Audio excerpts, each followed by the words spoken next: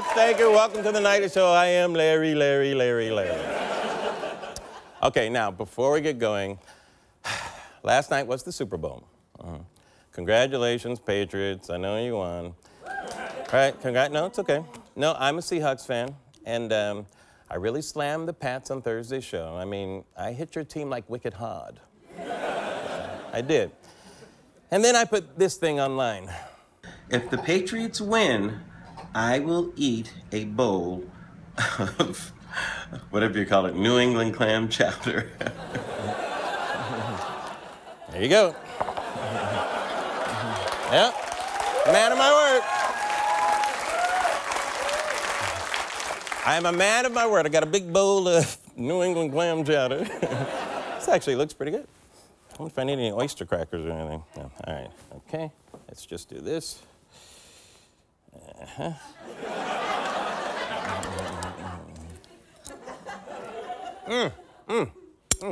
Very good. That's not cheating, Patriots fans. I just deflated the size of the bowl so it's easier to grip. Bam! Yeah, bitches.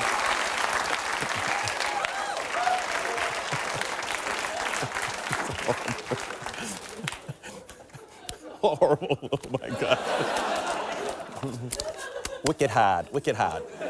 Okay, now, the only thing more depressing than the game last night was the commercials. I couldn't grow up because I died from an accident. Jesus. I just wanted to watch a football game, you know? I didn't know I had to prepare a eulogy for a child. I mean, man, I was already feeling crappy enough about eating my famous 7-layer corn tortilla double-dip bacon deep-fried sour cream stuffed crust panini trademark. Don't act like it was just me. You guys had your button popped by halftime too, right? In fact, on Super Bowl Sunday, Americans consumed roughly 1.25 billion chicken wings, 11.2 million pounds of potato chips, and 49.2 million cases of beer. Right. Suck on that, third world. USA, USA, USA. It's actually not the time to chant that. Okay, America, I think it's time for an intervention. You fat. Okay? Seriously, no, seriously. Gallup just released the obesity stats for 2014, and the numbers spiked to 27.7%. Nearly a third of our country is obese. Now, I'm not gonna make, I'm not gonna make a joke about that. No, the last thing we should be doing is making fun of fat people right now in this time of obvious crisis. And I condemn anyone out there making cheap fat jokes. A lot of people are upset at Michael Moore for throwing shade at snipers, but in all fairness, he throws shade on almost everything in his immediate vicinity. I know, I'm sorry.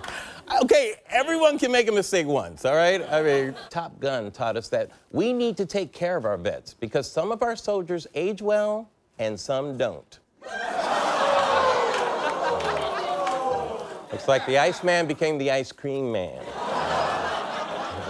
Okay, guilty as charged. Okay, in light of this new information, I just now released this statement. I am terribly ashamed of my comments. They were made in a moment of weakness upon seeing Val Kilmer's face.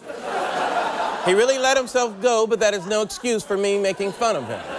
I make no apologies for my statements regarding Michael Moore's shadow, however. That's just science.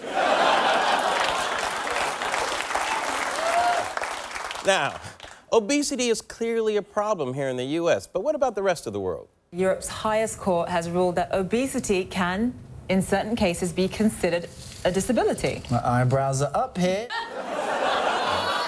Calm down, British Don Lemon. Okay. So obesity is a disability in Europe, but so is working and bathing. Boom! I know, I'm sorry. I know I shouldn't have said that. It's not right. Okay, I've just released an apology to the British people. I would like to apologize to the British people. That was completely out of line. I still make no apologies for my statements about Michael Moore's shadow, however. That's still just science. Science. Can't beat science. What are you gonna do? Okay. So in Europe, obesity has been classified as a disability. Well, that's not how we play in America. The hospital's instituting a hiring policy that excludes overweight candidates. Overweight pilots with a BMI of at least 40 or with a neck that's at least 17 inches must be evaluated. Waitresses can be fired for gaining more than 7% of their original body weight. Overweight women earn smaller paychecks than average-sized women. That's right, that's right.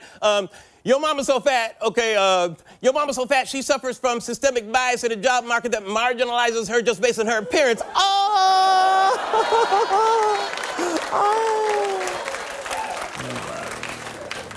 How those go. And it doesn't end there. In most of the country, you can still fire someone for being obese. And then when you're unemployed, you're likely to gain more weight, making it harder to find a job. It's a vicious soul cycle of injustice. So if we're actively discriminating against obese people, it brings up the question, should obesity be treated as a civil rights issue? Now, I get it. It's tough being overweight in today's society. Magazines, television, and movies are full of images of thin people having good stuff happen to them. I mean, it's true. Even if you go to church, you see a P90X version of Jesus on the cross.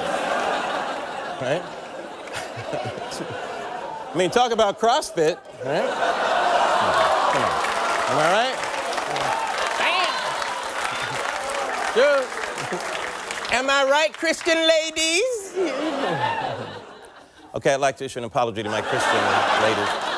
My mockery of Jesus, though accurate, was way out of line, unlike the Michael Moore blah, blah, blah at all. Okay, look. Okay, my point is, if Jesus looked like this, more Galifianakis than Caviezel, okay, maybe we wouldn't hear people, in this case a politician, finding this as the cause of Eric Garner's death. You had a 350-pound person who was resisting arrest. If he had not had asthma and a heart condition and was so obese, that almost definitely he would not have died. Wow. Wow. Now look, I'm not sure if obesity is a civil rights issue, but I'm sure of one thing. The way we're treating obese people, it ain't right. We'll be right back.